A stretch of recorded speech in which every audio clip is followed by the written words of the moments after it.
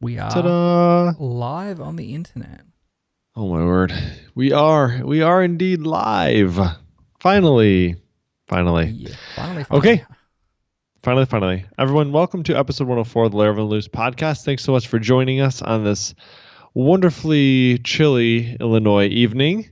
And Mr. Dorinda, what's the weather like over there in Aussie land? It's we're having the fits and starts and sputtering into spring. So I am being personally attacked by the pollen. Apparently, we're going to be heading into our worst hay fever season in a long time. So I've got the Yikes. antihistamine tablets, and I've got this stuff called Nasonex, which is like a nasal spray because the doctor reckons just jam that up your nose, and that's as quick as you get. You're only supposed to use it once a day. It's meant to be that good. Um, And you've so used it 3 times today so far, if that tells you anything, yeah, folks. I've only So, had to use it every other day, which has been good. But yeah, we had the photos from our family photo shoot went up on Twitter today. We got yeah, them. those looked awesome, by the way. They look fantastic. I'm blown away by how good they are. I can't wait to get the prints done and put on the walls. But we put them up. So we went in and had them taken at the Ville Gardens here in Adelaide. And yeah, Spring and me there. It was I was Oh fine at the no. time, but then the next couple of You paid days, for it later. that was on the Sunday we had the photos done, and then on the Monday I mowed the lawn, and then on the Tuesday my throat was just on fire, and then Oh I my went to word, the it's the doctor. worst. Yeah, I went to the doctor because it was like that sore. I'm like, maybe I've got something else, and the doctor's like, hey, you picked up a secondary infection on top of the hay fever, which is Oh why my my throat was gosh. so sore.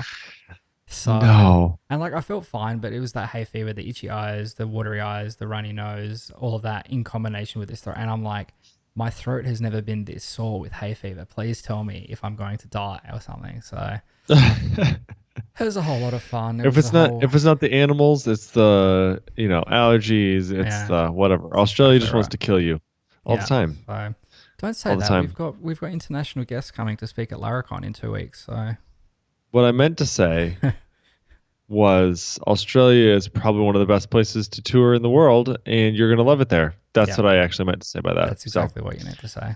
yes, 2 weeks away though. Two Laracon weeks. AU. Yeah, it's It's sneaking gonna up be pretty awesome. quickly now. Everything's Website looks pretty incredible. much Speaker lineup looks organized. amazing. Yeah, Yeah. everything's pretty much done now. We sent off the order for the t-shirts. We sent off the order for the badges and the lanyards, which all look really good. We've had all the artwork done Which for yeah, they really do. signage and lecterns and all of that. Um, I was trying to figure out, you know how Taylor always has those light box things, and I tried to Yes. find Mhm. like conference stage light up props, and I had no luck with it. I don't know what they're called. Taylor, if you hear this, please help me. Ree's like, why Yeah, don't you you just just think ask make them Taylor? your own. And I looked at her. I'm like, you know what? That's actually a really good idea. Maybe I could ask Taylor. Yeah. That's why our wives are so I don't know. It's like they contain so much wisdom that never crosses my brain. I'm not exactly sure how it works, but it's just like my wife says things and I'm like, that's really intelligent and I have Yeah. no idea why I didn't think of that first. But Yeah. yes, you are correct. Absolutely. So thank God for wives. Okay. Hey, let's get into this. We have got releases, we have got packages, we have got news and tutorials. So let's start out with releases. So we've got a couple of those right at the top of the list. We've got Easy Lazy Collections added to Laravel 6.1. Michael, tell us about this one. Yeah. So the Laravel team announced the immediate availability of Laravel 6.1. When was it? On the 2nd of October. So just after we put the last episode out, and added a new eager method to the lazy collections along with some additional updates for Laravel 6. So lazy collections were a new feature that were added to Laravel 6 and now has this eager method which enumerates all of the lazy collections values and constructs a new lazy collection instance. Yeah, lazy collection instance which will now be backed by an array. There is an example in the show notes. Wow, I'm really having a hard time saying words today, aren't I? Show It's the notes. hay fever. Yeah. Without the eager method, the you would get basically a double fetch of the results. Next, we've got a purge and get channels method added to the log manager class in order to purge resolved log driver channel. There is some more sample code again in the show notes, which will cover off exactly what all of that is. which we skip over. We've also added a with cookies method added to the test response, which makes it easier to send cookies in HTTP test, which is always nice. Of course, you can see the full list of new features and updates below, and the whole diff between version 6.0.4 and 6.1 is available on GitHub via the show notes. Interesting. I'm looking at some of these items. So the eager, I'm curious if that basically says hold off on doing anything until you've done, like, is it a middleware thing where it basically says like hold off on making any queries until we've compiled all the queries that are going to happen, and then if the eager loads at that time, like, I don't know, how does that work? I'm curious about that. Yeah, I'm not. Does it basically prevent n+1 queries? Is that kind of like what it's doing? I'm curious. So. And if you're watching the live stream, you can actually have a look. This makes things much easier when we start talking about code without looking like or sounding like dummies. So the example that I said we would skip over, basically you can do user : cursor, which will give you a lazy collection, and then you can use user eager to eagerly load that collection, and then you can do a count on it. So where we said previously this would have you do a count on it, and then you can do a users each. So where previously if you did the count, that would done one query, and then if you do a users each, that would then have done another query. Using the users eager means that you can access the cursor, I suppose, on the lazy collection without having to requery the database, which is really handy. Obviously, it helps to speed up your pages and keep things nice and lean in terms of processing your code. Interesting. I see now. Yep, I got it. I get you. So the purge on the log manager class essentially looks like you can take the log manager, which is just kind of in the container. Nope, which is not in the container. In this case, they're actually newing up the log manager, and then they are passing in the app, which is going to read off the config and see which log channels you have set. So you have introduced in, I think, 5.6, this new logger, which you can use like stack. So you can have like, I want to have a single log, I want to have a daily log, I want to use a syslog, I want to use paper trail, right? So you have all these different channels that you can use. And then what basically this allows you to do is this allows you to purge that out. You can purge that particular thing, and it will empty the channels of that log manager. So like if you wanted to manually set, hey, I'm going to go ahead and log to this location and then reset all those and don't push to all those now, just push to this one. That's kind of what the purge, I think, does on the log manager. I think. Yeah. That's interesting. Okay. Yeah, that is very cool. Awesome. Okay, so then we had on the next one, we have this new password confirmation flow for logged in users in Laravel 6.2. So have you ever been on GitHub, or there's a couple other sites that'll do this, and you want to do some sort of critical operation? So on GitHub, for instance, it would be like you're wanting to change the collaborators of a repo, or you're wanting to change the rules for like a protected branch, or you're wanting to include a new app in your approved or authorized applications for GitHub, right? And most of those situations, I'm pretty sure, what it'll do is it will require you to log in as a user, again, basically just to confirm that you are who you say you are. If you happen to stumble onto a computer that had a user that was logged in and had a remember me checkbox checked, and you were able to log into GitHub, basically this will allow you, or this allows GitHub to confirm once again before you do some destructive critical operation that you are who you say you are. It's going to prompt you for that password again. So there's this new ability in Laravel 6.2 which allows you to do exactly that. So the way that you do this really is to just create a new PHP Artisan UI view auth in the command line. Yarn install, yarn dev, whatever. And then what you have to do is you have to attach this middleware, I think is how that works.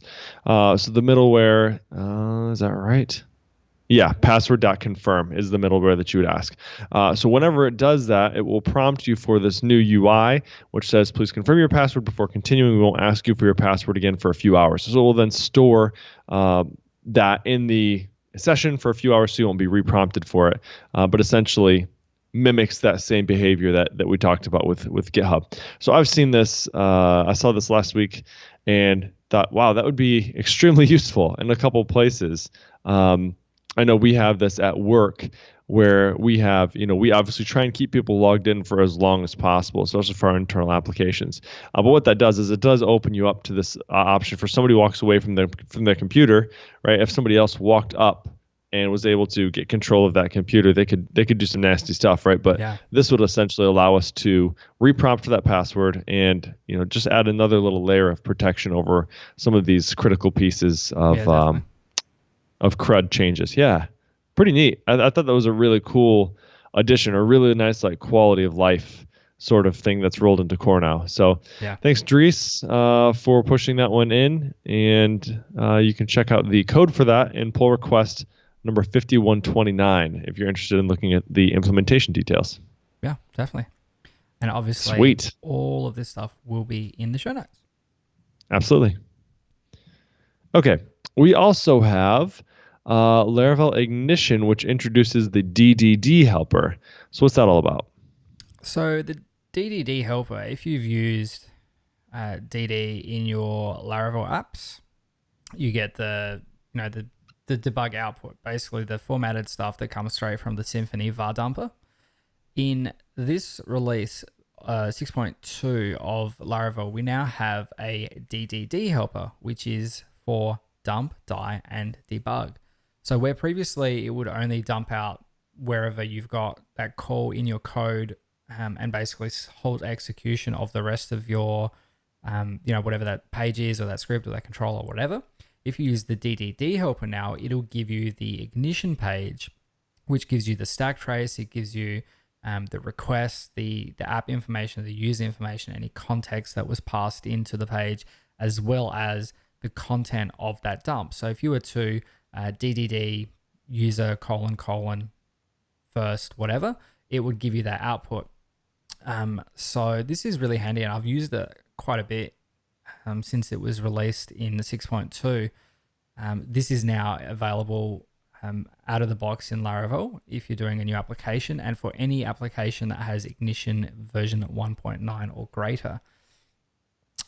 So yeah, being able to see the stack trace allows you to retrace your steps, obviously, through the code flow that led up to the DDD, whereas before, when you did just a DD, it would just, you would lose that DD call inside vendor somewhere. So, and the number of times that I've done that when switching between files and like closing files and going, all right, there's a DD somewhere, but where is it? And then you have to like remember where you were and retrace your steps. So, the other good thing about this is that you can share your dump code with others using the Ignition share thing via Flare.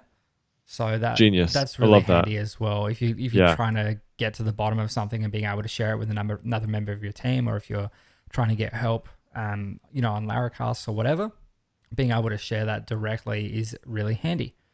So you've got the convenience there as well. And even if you're trying to open an issue on GitHub or whatever, you can dump the link to the shared DDD in there. So you can learn more about the DDD helper by reading the Introducing DDD post by Marcel Posiot, which we will link up in the show notes. Yeah, wow, that's super cool. I love that feature where you can do the sharing, right? It adds so many possibilities for. There's a lot of situations in which it's really helpful. But yeah, this DDD just makes it even easier, because I can imagine like if you weren't having like something that threw an exception in the past, how are you then sharing that code, right? It's like, well, it's not actually throwing an exception, but it's just not working. I can't figure out why this one particular piece of code. So now you can just throw that DDD in there and provide that information. That's really awesome. Very, very cool. That's it for releases this week. So those are sort of the new releases on the Laravel core side of things. We're going to move into packages, and we have some really interesting ones. So starting off that list, we have Laravel Geocoding. So Geocodio, I believe is how it's pronounced, but this is a geocoding service that's been created by Matthias Hansen and his wife, Michelle. They've had this service, I believe, I think since... I know when I went to Laracon in Louisville for the first year. Like they had it then. I'm not exactly sure if it was a full-time gig for them yet or not, but No. I know they were working on it then. So in any case, they run a geocoding service. They're big members in the Laravel community. They've spoken at Laracon before, but they now have just released a PHP and Laravel library for integrating with their service. So it includes geocoding, reverse geocoding, and data matching for US and Canadian addresses. So they've made the API really simple. So it's literally like geocodio : geocode, and then you provide an address, and it'll provide you back a bunch of context about that address. And of course, there's lots and lots of things that you can do with it. I'm not going to go through all of the methods and API here, but suffice it to say, if you're looking for something for geocoding services, Geocodio is a great one to try out. We're super stoked about Matthias and Michelle putting out this new package, and we're always looking for ways to support people in the Laravel community. So this is a great couple to support. So check it out if you get a chance. Yeah, and definitely, I mean, you get the first 2,500 lookups per day for free. So if you're in the US or Canada and you're looking for some way of perhaps lessening your requirement on, or loosening your coupling to Google, then definitely give Geocodio a look. I don't think they're from Canada. They're not. No, they're from Washington. But the Geocodio service will work for addresses in North America. So I was trying to remember United what you States said about Canada. Gotcha. I was trying to remember what you said about Canada. That I was like, okay. So one of my new favorite sayings is from Toy Story 4. Mm-hmm. And on Toy Story 4, which have you seen it yet? I have not. I didn't even know there was a Toy Story 3, and suddenly Toy Story 4 came out. Yep, you're behind the times, my friend. I am. You are behind the times. It must be Australia. They have like a lag there for movies, or no? I think I'm just too old for Toy Story by myself. No, you're never too old for Toy Story. For it. Shame on you. How dare you, sir? You just say that because you've got kids to justify you going to see it. No, man. I've always been a huge Toy Story fan. I don't know. Maybe because I came out. I came out. Wow. Maybe because it came out at the. Michael's giving me a look like, really? It came out at, the age where I was just like super able to be in love with Toy Story, I guess. And so, ever since I got Toy Story for Christmas. And so I was like, oh yeah, Toy Story 2, Toy Story 3, Toy Story 4. Okay. So one was creepy. Oh my word. Dude, you go back and look at it. The animation quality for Toy Story 1 is just horrid. Just garbage. Just hot garbage. I mean, at the time it was revolutionary, but the other, related to that, have you ever played Star Fox for Super Nintendo? No. Okay. Old game. I remember when I first saw it in Toys R Us, I was like, oh my word, these are like the most amazing graphics I've ever seen in my entire life. And now on the Nintendo Switch, you can play it, and the graphics are just hot garbage. Same thing, right? You're just like, oh my word, this looks so much better when I was 8 years old. Big sidetrack, but getting back to my original reason for saying that is there's a guy in Toy Story 4 named Duke Kaboom, who is voiced by Keanu Reeves, and one of his sayings is "Yes, we Canada," and I thought that's something we need to bring into a part of the Laravel community. There's so many amazing Laravel devs in Canada. Yes, we Canada. It's great, good times. Okay, sorry, sidetrack. I know. Moving on. All right, we have advanced state support for Laravel models. Oh boy, you gonna take this one, my friend?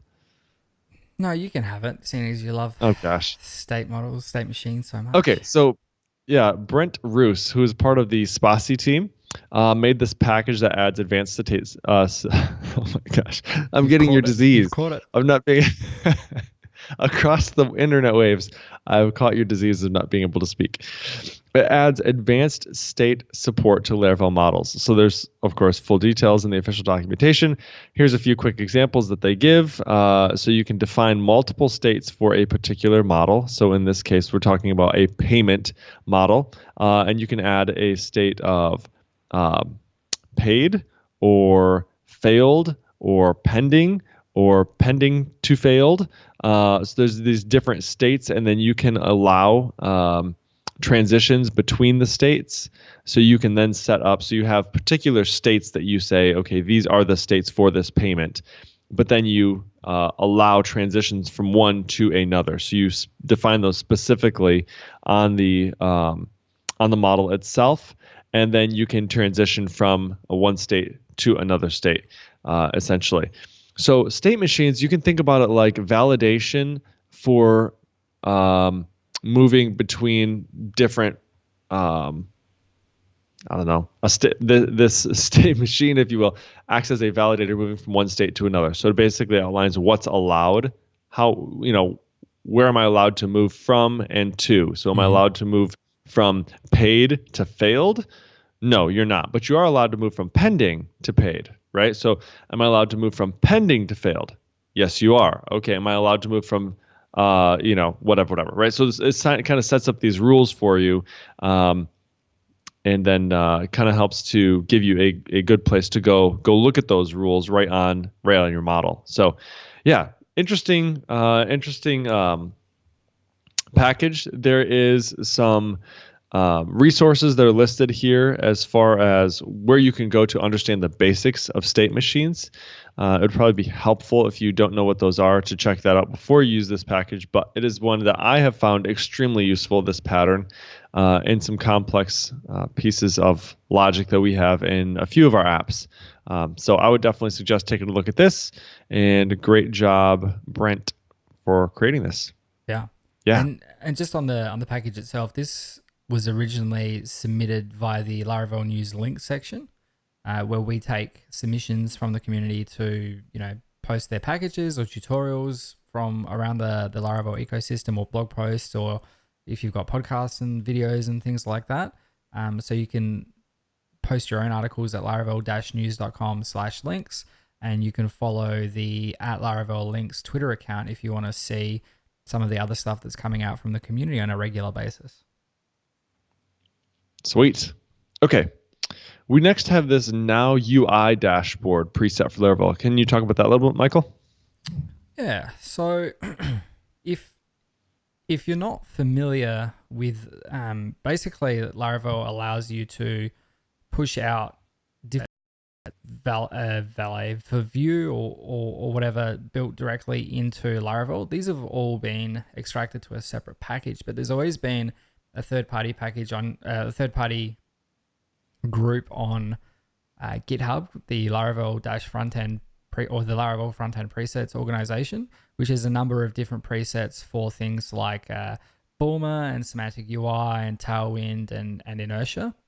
So someone has released the front-end preset for Now UI, which is a Bootstrap for admin template that allows you to speed up development of any admin dashboards. I guess for Laravel 5.5, I suppose with some tweaking, you could get it to work with Laravel 6 as well. And I assume it works with anything 5 and above. I think that's kind of above. Right. So basically, you can now install this UI package with Composer.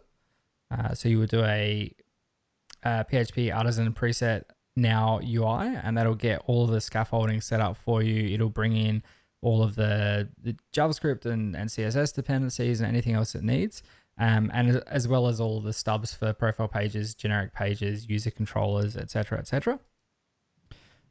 So yeah, if you're wanting to quickly scaffold out an admin panel for your application that looks decent, and gives you a lot of the stuff that you'd be expected to see in terms of user profiles and user management, maps, notifications, tables, etc., etc.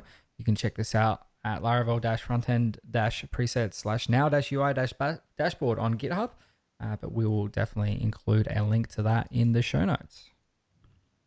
Awesome. Hey, we also want to take a minute to thank our sponsor for this episode, which is Clubhouse.io. So, Michael, I know that you have already taken a look at this and said, yes, this is actually something that we want to be using at our company. Maybe you could talk about a couple of the things that make Clubhouse really awesome. Yeah, so we're currently using Jira for better or for worse simplicity and structure. They've struck a nice balance basically between things like Trello and Asana, which are largely just project boards or Kanban boards, and they bring in the organization and power of something more robust like Jira. But They're a group of hyper-focused UI UX people, and they've built out a fast and intuitive interface. And something that they constantly hear um, from their customers and their users is that the interface is snappy, and many have also said that it's a joy to use. They've done a lot of work to implement a Fastly CDN on their app to improve performance. But it's really easy for people to focus in on their own work or on a specific task or project, while also being able to zoom out to see how that work is contributing towards the bigger picture, which is something that we know that really matters for people like yourself and I who are managing teams of developers, as well as product managers and CEOs and things like that like to have a high level overview but don't really care about the nitty gritty of individual tasks. And it gives the ability for the developers to focus on their tasks, but also see how everything is working towards the big picture. So there's a simple API and a robust set of integrations. So it's designed to be developer first. They've got a REST API that's simple to implement and affords the users with greater control over Clubhouse than just the web app itself. And they've got integrations for things like GitHub, Slack, Sentry, to automatically create cards, I guess, for bugs, to link into your GitHub issues and things like that. So the last time I looked at this, I think they were charging something like $10 or $15 a month for their entry level tier. They've recently made all of the core features completely free for teams of up to 10 users, which I think is super generous and it would work for a lot of different organizations. But in addition, thanks to our friends at Clubhouse, we're also going to offer listeners of the Laravel News podcast 2 months for free on any paid plan with unlimited uses and access to premium features. So you can check out some of the built-in features.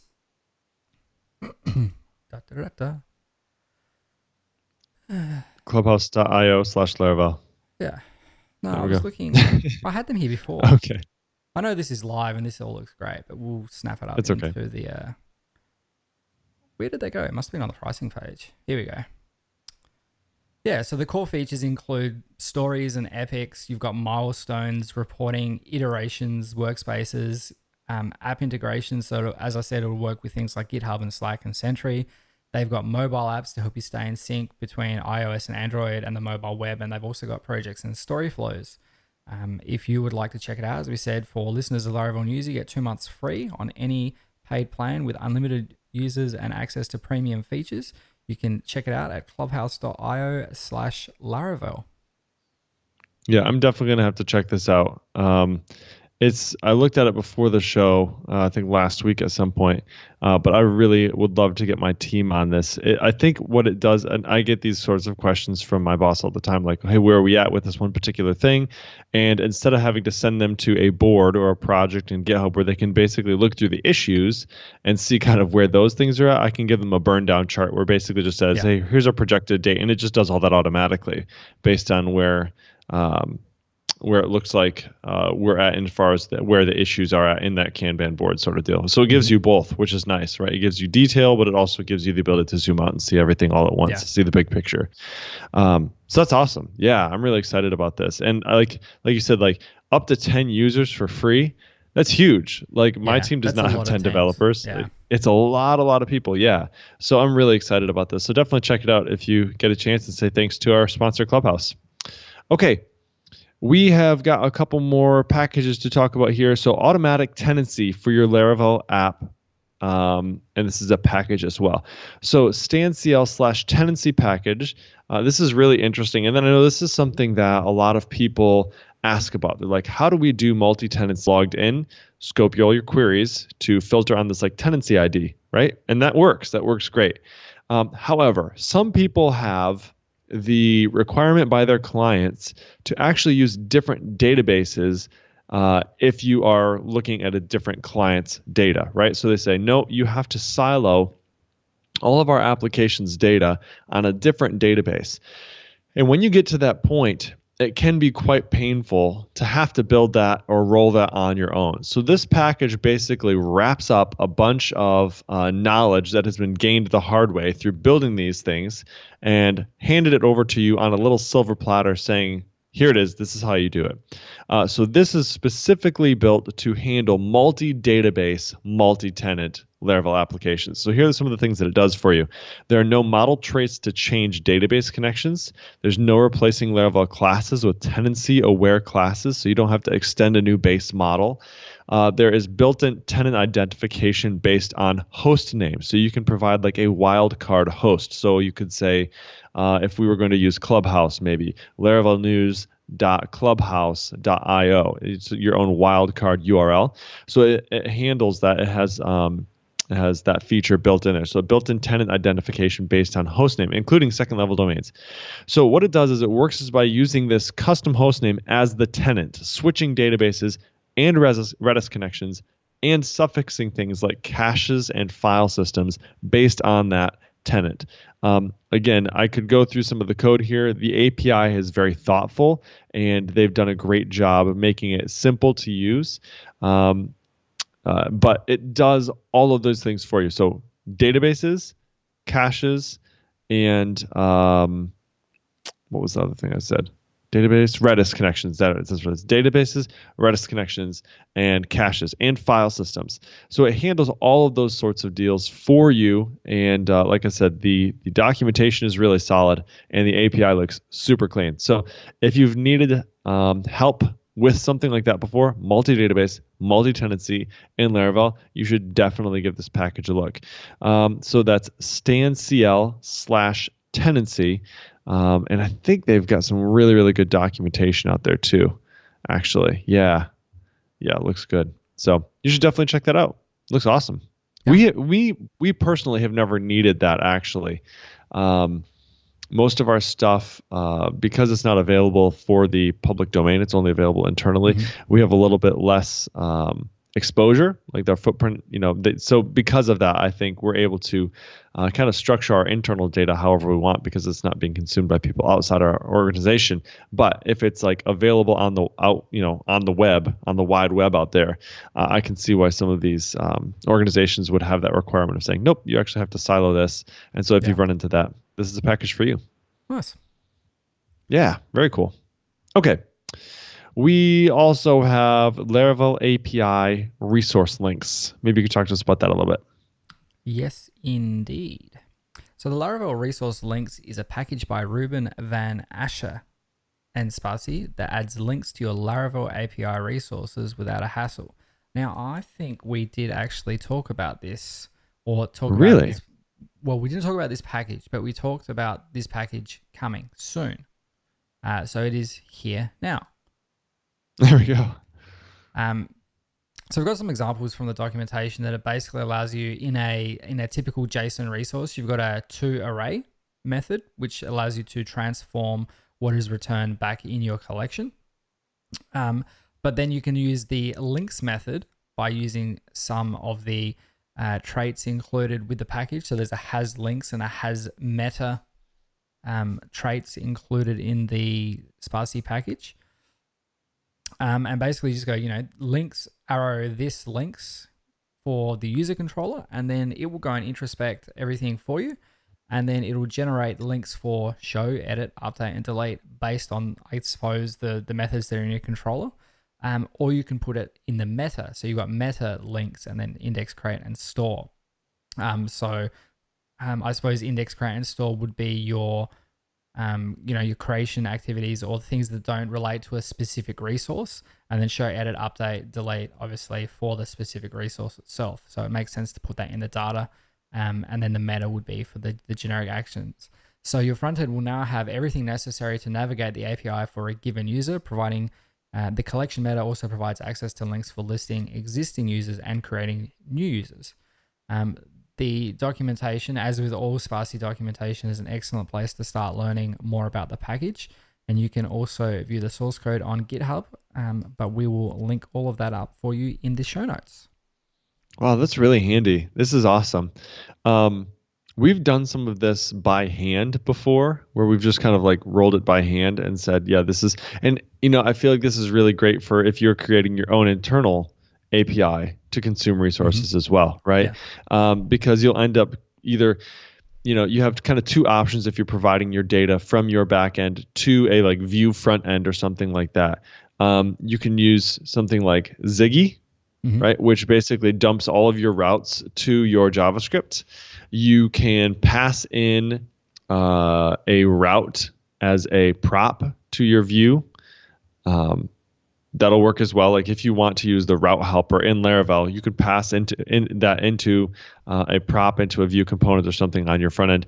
And the other option is to do something like this, where you say, hey, anytime I pull this resource from the API, go ahead and include like a routes, either method or attribute or something that has all the routes you could possibly need. And that's basically what this does automatically for you. So not only for the particular resource, but also for the resource route. So how do I get to the index page or the create page or the store page? And, again, it's like one of those things where once somebody comes along and provides a default that says like, this is how you do it, you're much more likely to kind of say, all right, we'll do that. We'll just do that across the board on everything now, right? They've kind of provided the lattice work, like the framework for you to be able to say, yep, that's how we're going to do that now. And it just becomes consistent across your application. Simplifies the process. And it also allows it you really to does. consolidate your authorization. So if a user that is viewing a particular resource doesn't have the permission to update that resource, you just don't return the update link, and then you don't have to worry about the user being able to update things. Obviously in a Laravel context, there's certain naming conventions and patterns that you would follow, so it wouldn't be hard to guess those things. And it's important to make sure that you have the authorization and the validation on your backend, because users can still guess and try and send a post directly to an endpoint for a given ID. But in terms of your consumable API, not returning those things as well and already having that handled from this package, I assume, I haven't looked into it in great detail, but I would assume that that's something that they've done. Really simplifies the thing. And as you said, once you do it in one place, it just becomes part of your normal process to do it everywhere, and not having to reinvent or rebuild that functionality between projects is really handy as well. Yeah. Wow, this is awesome. Interesting. I'm just keep reading through the documentation. I'm like, this makes so much sense. Okay, I love it. Love it, love it, love it. All right. This next package is really useful as well, and I'm also in love with it because we have needed this recently. So Stephen Lewis came up with this. This is called Unobserve. So it's a Laravel package by Stephen Lewis to mute and unmute observers at will. So you'll have this a lot of times where you'll have something like a user observer, and you want to, when you update a particular piece of a user, you want to dispatch some behavior. So in an application we were working on recently, if we update a avatar URL, I want to observe that with my user observer, and then I want to go grab the old avatar column and go delete that file out where it lives, right? So go ahead and give me the new one. Yes, go ahead and leave that in the file system. That's fine. But when you create that, when you update it, go ahead and delete the old one, so we don't have a bunch of old avatars sitting out there. So that's fine. So when you're testing your Laravel application, it sometimes would be handy to silence those observers, right? So say, don't listen right now. And what that allows you to do is kind of handle particular pieces of logic without triggering side effects, right? So sometimes you just do that with Laravel event fake. And so you say event fake, and it just says, hey, don't actually fire off these events because I don't want to trigger that behavior. However, there are times where all you want to do is not do the observer, right? Just mute the observer, like, hey, observer, you don't listen. The rest of the events, you go ahead and run. But model observer, just stop for a minute, right? And so what it does, unobserved takes care of that, making it really easy to mute and unmute an observer at will. So all you have to do is add a can mute trait on a model observer. So if you have a user observer, for example, you can say use can mute, and then what you can do is you can say in your test user observer : mute, and it will not listen for that one particular thing. So if you have multiple observers set up, even, you could say mute this one. I only want to test the other one in isolation, right? So you can mute and unmute, and then of course you can learn more about this package at mansu/unobserve on GitHub. Pretty cool. But yeah, just reading through the really brief version of the docs. I'm like, yep, I needed this last week, actually. This always seems to happen. I never know about it until after I need it. The week after I need it, we talk about it on Laravel News. It's always the way. So it's always how it works. But this is really cool. So thanks, Stephen, for creating that. It's pretty great. Yeah. All right. Yes. We are now down to news, the part of the show that makes up a half of our name. So news and tutorials. So we're talking about Hacktoberfest. Yeah, it is. What's that? Year again. What is that? It is indeed. Hacktoberfest is that fantastic time of the year where it's a festival supporting and contributing to open source. To participate, all you have to do is make just four pull requests between the 1st of October and the end of the month, and you'll get a free t-shirt, which is limited to the first. And this is ridiculous. The first 50,000 participants. It's a free t-shirt for 50,000 people. Right? That's crazy. Yeah. All you have to do is make four pull requests. And I casually watch the Laravel ideas and Laravel and Laravel docs and Laravel framework repos. And you always know when it's Hacktoberfest time because all of the PRs start coming through.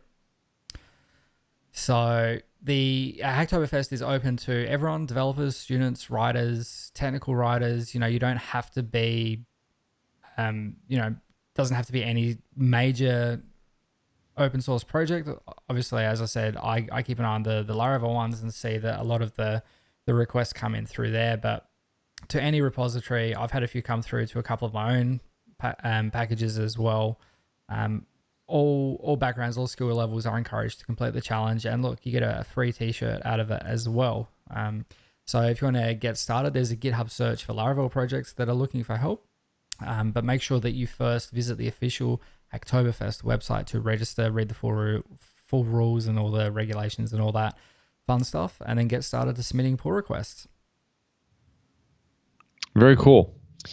We also have in the list of news and tutorials here, testing API validation errors with different locales. So a locale essentially says, hey, I'm from this region or this portion of the world, and I am using this language, right? So Paul Redmond, everyone's favorite human, goes through and explains how you could test to make sure that your API errors are creating or returning the errors in the preferred language of the person who's actually using the API. So Yaz gets a shout out in this one at Ninja Parade, who was discussing this topic with Paul online. And from his discussion, they were able to add these validation translations to an API, which is interesting. I've never really heard of that before, but it totally makes sense. I think Yaz is definitely a Yes We Canada man. He is from Canada. And I know that in Canada, they have some of these rules where you have to provide things in two languages because I think they have like two official languages in different parts, right? Where it's like English like and French. French Canadian, French Canadian, which is not right? French. Exactly. It's not French. Not French. They speak French Canadian. So you have to have kind of both of those things. I think by law, right? Like by law, you have to have both languages. So, right. Okay. Yep. So now you can return these API error messages in French Canadian or your other language of choice. So pretty cool. So if that's something you're interested in checking out, go look at that blog post. We'll put it in the show notes. All right. We've got this Laravel News t-shirt. What's that all about? Yeah, it's been a little while between drinks, but we now have a new Laravel News t-shirt. Back in 2015, Eric had custom lettering commissioned for a shirt, and it's been his favorite. I think it's pretty cool. It does. It looks awesome. So there's a few variations of it. There's some stickers around with that on there. There was an email. If you, I don't know if it went to the .dev mailing list or if it went to the Laravel News mailing list or if it went specifically to the Made in Production mailing list, which is it was like an online shirt store that Phil Sturgeon, who he's sort of like wandered off from the PHP community and is now doing a lot of API stuff at Stoplight. But Matt Stauffer and Titan and, well, I don't know if it's Titan officially, but Matt Stauffer and Eric Barnes acquired the site madeinproduction.com from Phil, and they're selling all of the old stuff. They're getting some new shirts and other swag made up as well. We've got the new Laravel News t-shirt available for purchase on that website. So as I said, madeinproduction.com. The price is $24 for any size, and the shirt is a Bella and Canvas unisex premium, which are the really nice, Super soft, soft. yeah, Yeah. shirts. So if you'd like to share your support of Laravel News, please do order a shirt and show it off at your next Laravel meetup or conference. I'd love to have one for Laracon AU, but I don't think it'll get to me in the next 2 weeks. Yeah, probably not. Shipping takes a little while to get over there. Um, interesting. I didn't hear the story about this made in production site. So Mm. that's interesting. So, I'll have to follow that up later. I'm interested to hear kind of what happened with that. Yeah. But I that's think cool. Phil That's cool. Phil was just looking to offload it because he wasn't wanting to put the energy into running it anymore. And I think and um, Matt and Eric picked it up. They've got some new designs in the works. Given that I've seen, the Titan shirts are always really good, and Noemi does some really good designs, and her lettering is fantastic. She did the Laracon AU site for not the site, the Laracon AU shirt for us this year, which looks great. I'm excited to see what they come up with in terms of new swag. Yeah. Yeah, that's cool. It's pretty interesting. Okay. Um, moving on. Focus Lab, who is the company behind the new branding work on Laravel 6, has published a case study that goes through the creative exploration for the new Laravel identity. And so it's really interesting to kind of look through what were the pieces, what were the logical decisions behind the new Laravel logo. So they go quite in depth and kind of talk through all the different, like the three-dimensional building blocks, which is a modern evolution of the original perspective L mark that we had for so many years that we grew to know and love. And then they talk about the visual language that they crafted around those 3D, like that 3D rendered look, which you can see if you go to laravel.com. Kind of that tube that fills with, like, I don't know what it is, amazing Yeah. Taylor Otwell Laravel brain juice or something. I'm not sure exactly what it is, but it's pretty cool. Yeah. So it looks really, obviously I'm in love with the new branding. I'm actually wearing the shirt today. Check it out. Check it. I'm wearing my Laravel shirt today, my new Laravel 6 shirt. Nice. But it's a interesting read, so go ahead and check that out when you get a second. Yeah. Okay, I think that brings us to the end of our show today. That is all of the things that we have on the ticket for this episode. That's all the things, and we already talked about Laracon AU a little bit. It's in 2 But weeks. if you There are are one still of those some people, tickets. there are still tickets out there. So if you have not yet bought your ticket and you live in that region of the world, or even if you don't, yeah, snap up a ticket, go see Mr. Dorinda, say hello, and visit the land of not free refills. Yeah. Not free refills and medium, large drinks, Yeah. all of that good stuff. There's still, I think we've got like, I mean, I'm having we've what I consider to be a sellout. We leave a few seats free in the venue just so that people can spread out a little bit and move around. But um, as I said at the start of the show, the shirts are done. Everything's they'll get here. All of the speakers are starting to finalize their talks, and they're really knuckling down on practicing them for the next couple of weeks. We've still got some open slots for lightning talks. I did want to have the submissions by, I think, the 2 days before the conference, so they're still open. If you go to laracon.com.au, you can submit to the lightning talk CFP. We will probably do a few of those. I was hoping to get maybe 6 or 7 lightning talks and then spread them out over a couple of days. So they'll be on the main stage in front of the real audience and all that kind of stuff. So that'll be exciting. For those of you who want to do that, it's 5 minutes. You don't have to do a Q&A. You can talk about anything you want across the front end, back end stack. If you want to talk about things that are tangentially related to Laravel, like business or SaaS or whatever, we're open to those suggestions. We're going to be doing that in amongst some competitions and some giveaways and things like that as well, which should be lots of fun. So there will be one more episode of the Laravel News podcast before Laracon AU at the end of October. So on the 31st of October in Sydney. So maybe we will share some more secrets then. I'll work to have the schedule finalized for all the speakers by the time the next episode is out. Sounds awesome. Yeah. All right. Well, hey, everybody. Thanks so much for joining us for episode 104. If you like the show, you can find the show notes for it at laravel-news.com/podcast/104. Of course, if you like the episode, feel free to rate us up in your podcatcher of choice. We always appreciate that. And share it with your friends. If you have any questions, hit us up on Twitter at Michael Dorinda, at Jacob Bennett, or at Laravel News. Okay, everybody, enjoy your week. I hope it's a wonderful one. Enjoy this wonderful fall weather or this spring weather, depending on your region in the world. Yeah. All right, everyone. Cool. Thanks so much. We'll see you in 2 weeks. See you all. Bye. Bye.